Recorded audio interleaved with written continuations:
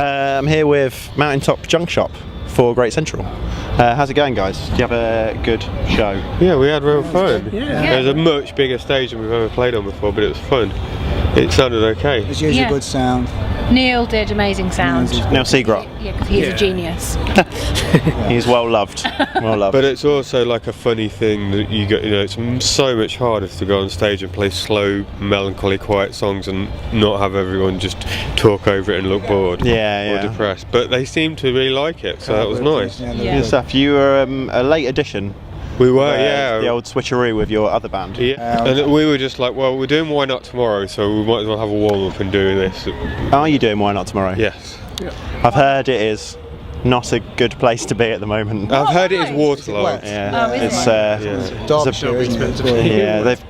Headliners have been pulled from, like, the vaccines didn't play yesterday because of the weather. Well, we might not be there. Take your boots. We're hoping that the Happy Mondays will share their crack with us, so we can get you relax through a little bit. Yeah. Okay. Well, it won't get through it. It'll get us. It'll get us there. It won't get us through it. Yeah.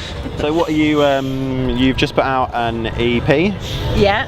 How is it? How's it going? Well, it's good. Kind of alright, because it's not like, it isn't a band that has got any sort of commercial prospects. It's literally just like a band that we do for fun, and it's funny when you do that. When you do it with artistic integrity, it seems to go better than when you like, play me on the radio, do this, and it's just not as depressing. I think people can sense a band that's needy. Yeah. And if you're just doing it because you love it, maybe that's a more natural thing. I think it's just trying to do. I think it's just trying to do stuff that we probably wanted to do. This actually started in 2011 with just me and Amy, and the first song was the most embarrassing song I've ever written. The Whale. When at the time, I will confess, I was quite unhinged and stayed up all night writing a song called The Whale, which sounded like Boards of Canada in my head. But in reality, what it actually sounded like was like the BBC 2 theme music when it's gone off late at night. So we're like, we need to get someone talented in this band. That's Dave's choice. It's definitely a sound. It's like Brian Eno gone wrong. And like Brian Eno, I don't know, on crack. I don't think he'd be on crack. Brian Eno's quite sensible. But like, there's been 100% more crack in this interview than anybody else I've spoken to today. We don't do crack, well. We don't. Crack doesn't get mentioned enough. We're not pro crack. It's just like not pro crack. We're not pro crack. It's just a funny thing to say. It could be the drug that may. Clarendon Park could be really depressing without crack. Joking aside, though, this is not a band really. This is just like a group of people that hang out on Friday and just play music. It's not supposed to be a band. We just take what we're offered. We don't actively go out and ask for gigs or anything. No. So how have you been enjoying Simon Says generally, outside of just playing? Have you had a chance to see anyone other than your own set? No. Yes, I saw a reggae band on the main stage. It's in there. And I'm interviewing them next, I believe. They were doing a lot of covers, but I would say very well done. Was that the one we were dancing to by the car? We were talking about the size of the stage. I think it's very good. And Simon Says can I mention this or not? It's like the sister of Summer Sunday, and I think they're doing a lot better job. Got the right idea. It's not about the money, it's about getting people here to watch live music. I mean, that's a fucking really good thing. I really enjoyed it.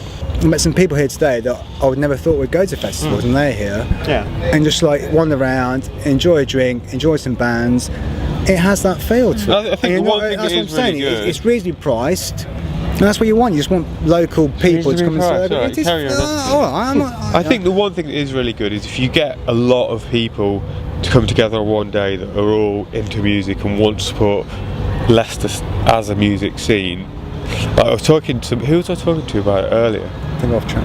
Who the fuck was I talking about it? Like there seems to be like, you'll get to a certain level in Leicester and it's not like Brighton where they've got a national booking agency and like Fat Cat Records, or there's a little bit that just doesn't go quite far enough like Nottingham does with DHP, where you can really just, then you get local bands that are actually pushing themselves a little bit further into national bands. If you were a local band in Brighton and you say you did 2 or 3 gigs and somebody came to see you and you do like a couple of supports with like national bands, and then you've got a genuine prospect of being picked up by a booking agent or a national label, whereas for whatever reason we've never really had that here. It stops. There are bands from Leicester that are starting to push themselves out of the city, but it is more on like a DIY level. Like I think not waiting around for somebody else to do it for themselves. They do it like as with you guys, self-recording, self-releasing. We haven't played this to raise our profile, we played this because it's a local bloody festival and it's really good, and it was a great tent. And, we're just bloody happy to play it. If you want a soundbar, we love it.